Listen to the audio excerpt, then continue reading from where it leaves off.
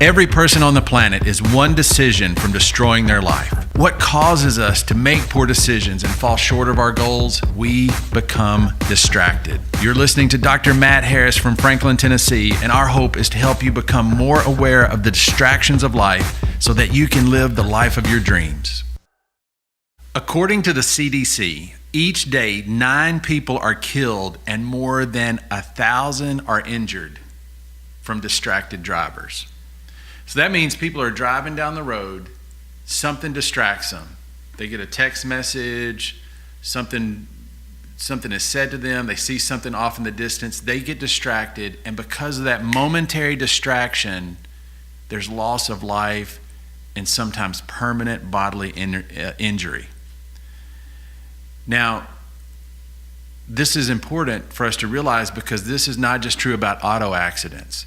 This is true for every dimension of our life. What causes someone to be motivated and want to lose weight or get healthy or work on the health of a relationship, whatever it may be, and they start to take those action steps, and then the next thing they know, they're completely off base. Well, what happens is we get distracted.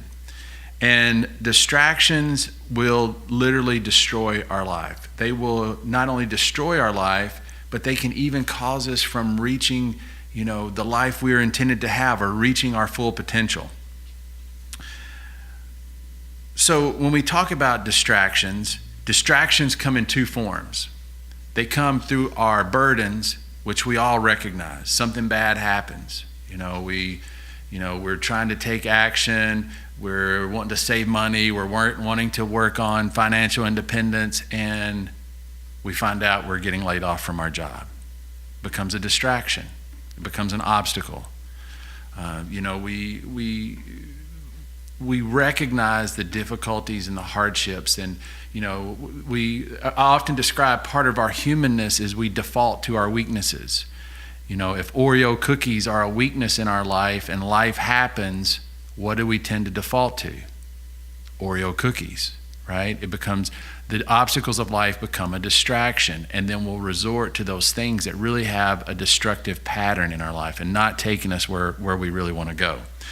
So as we appreciate that, then number one, we can start to become more aware. We can put in front of us, develop the tools and resources that help us to stay focused on those things that are important and the direction we want to go in our life. Now, distractions, as we mentioned, come in 2 forms. They come in burdens, which we just discovered, but they also come through our blessings. Good things happen and can totally draw our attention away from what it is, the direction we're trying to go and what we're trying to achieve and who we're trying to be in our life.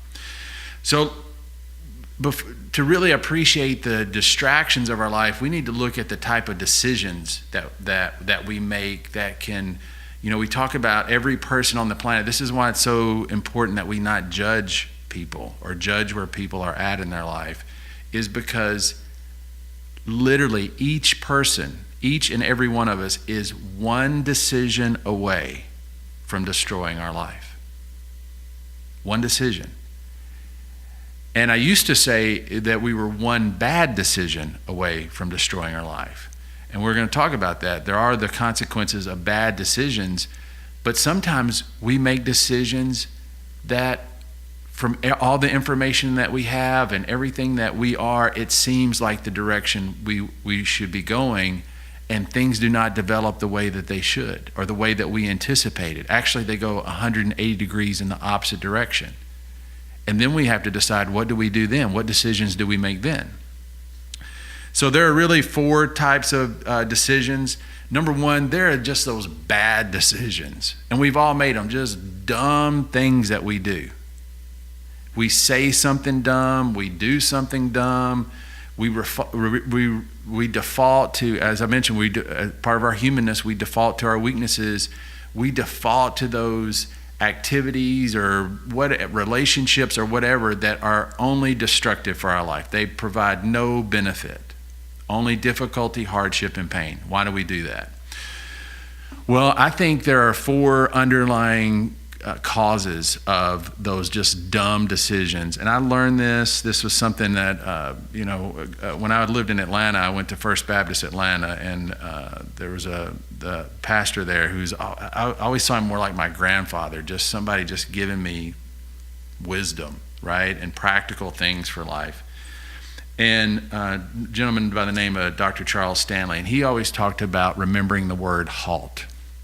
And what that stands for is hungry, angry, lonely, and tired.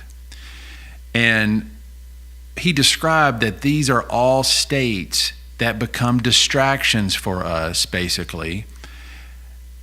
They're going to fragment our emotions.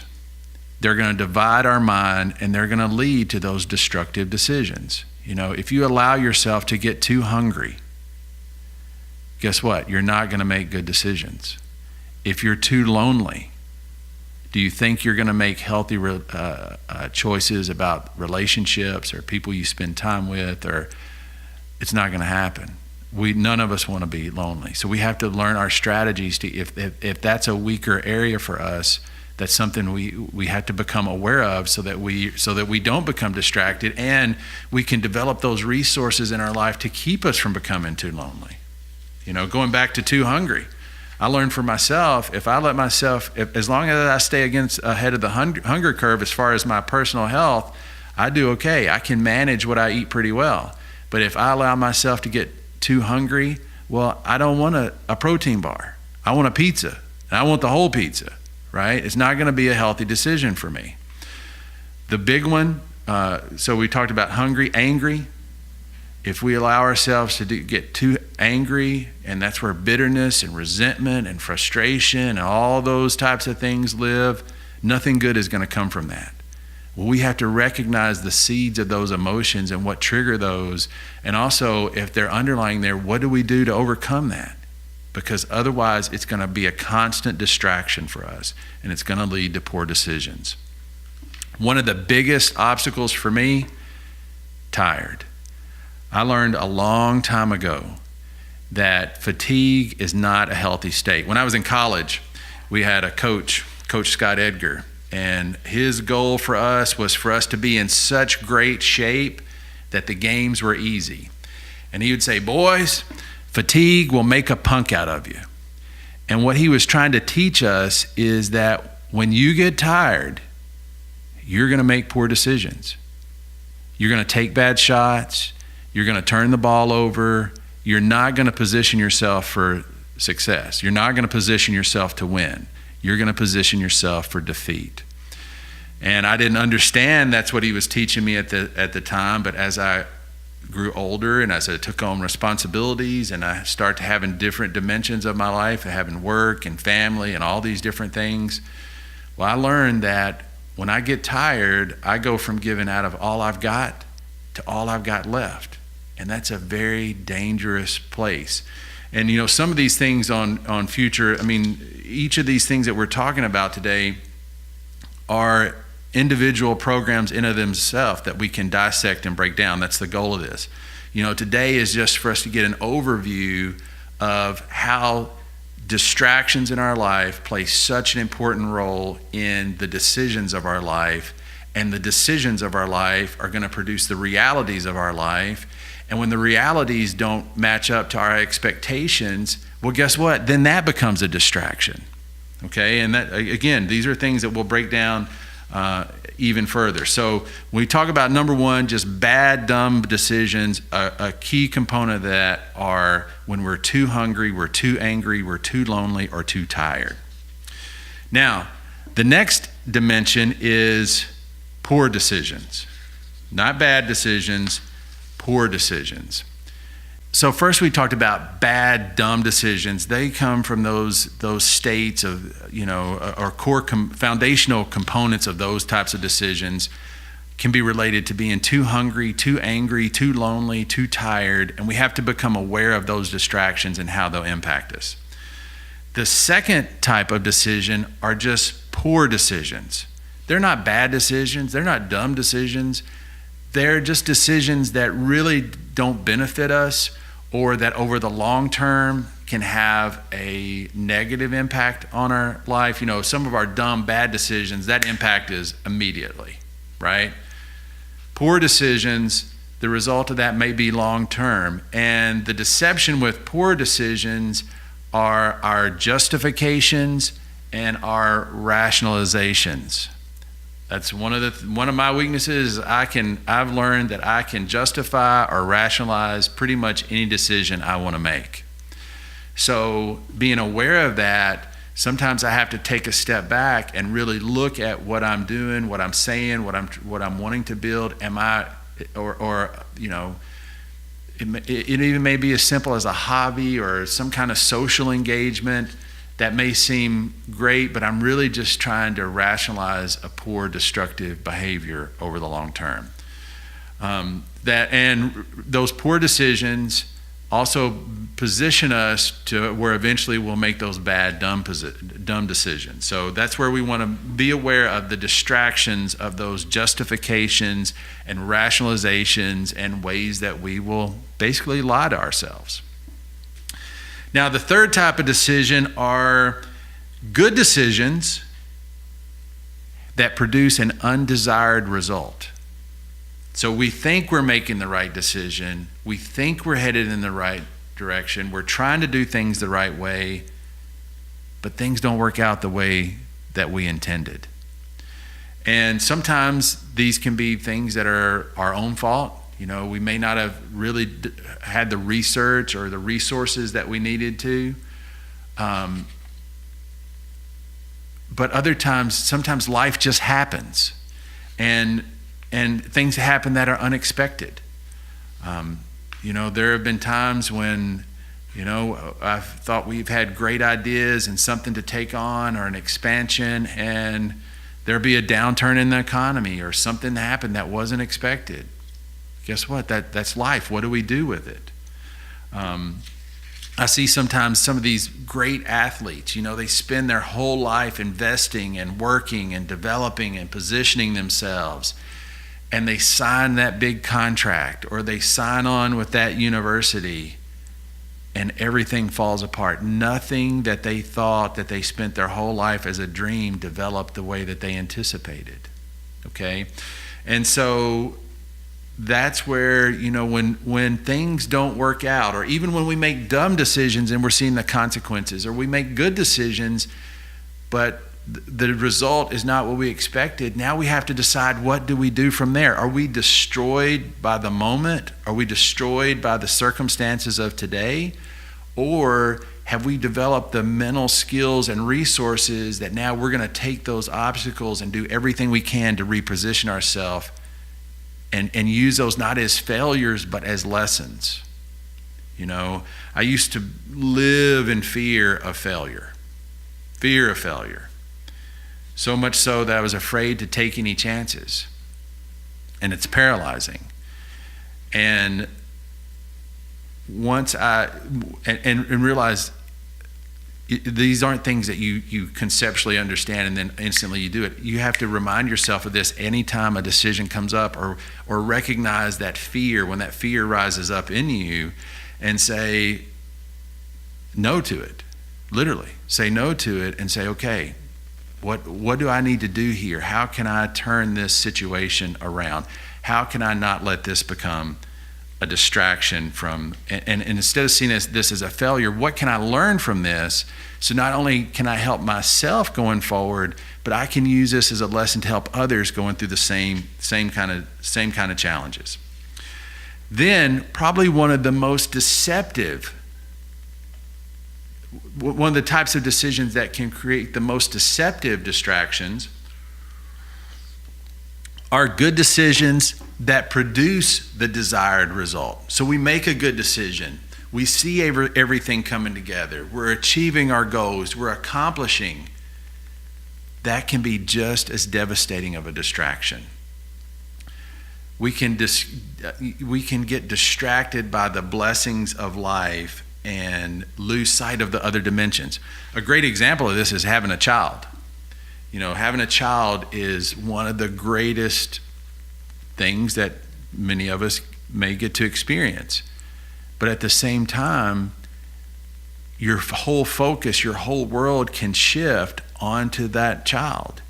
And as a result, your relationships suffer, your personal health suffers, you're constantly, putting yourself and others and your work last because you're so focused on the blessing of that child, okay?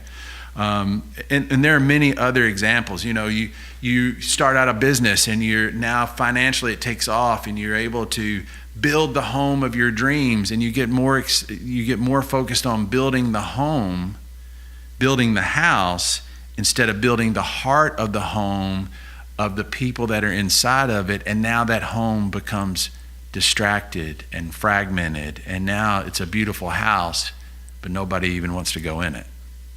So those good decisions with the desired results can be just as important of a distraction.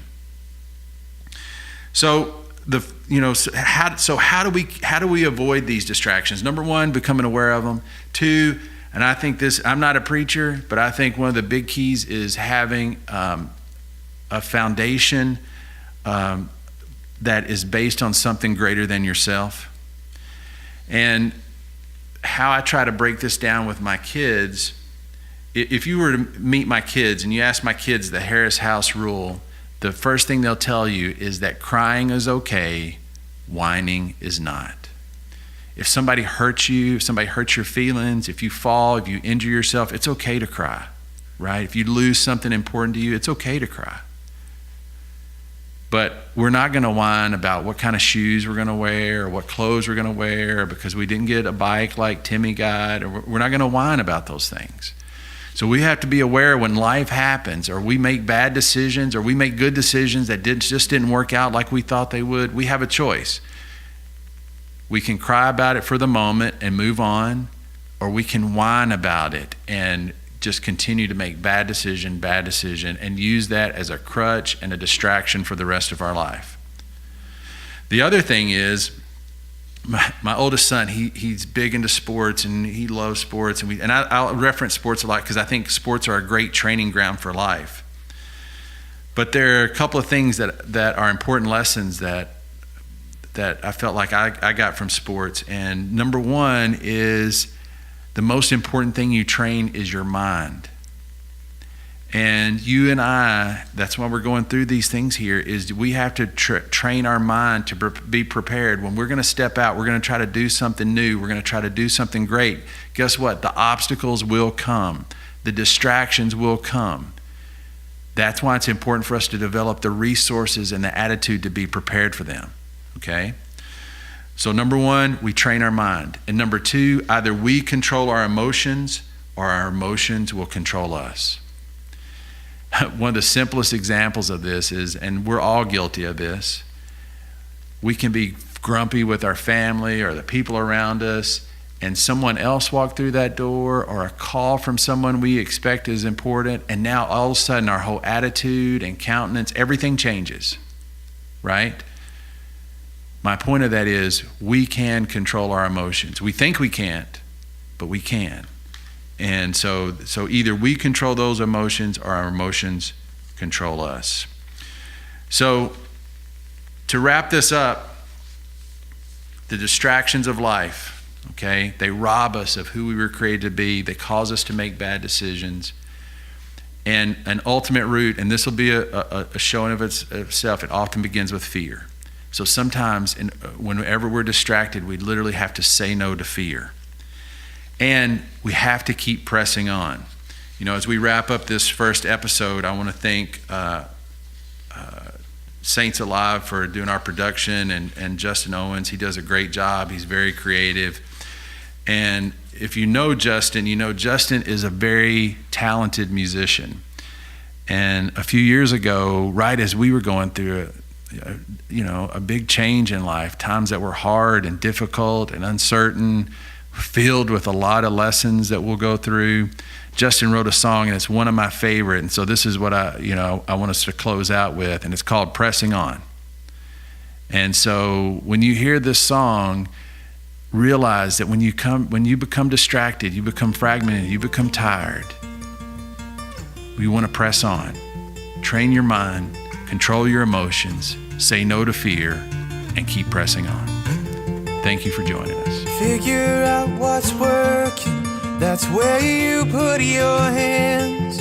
Don't let up for a moment, even when you're in the sand. The ground beneath your feet ain't solid, no, ain't strong, but the measure of a man is in his will to carry on. I am walking through the fire, I am moving with my head up high, I am learning what it means to keep pressing on.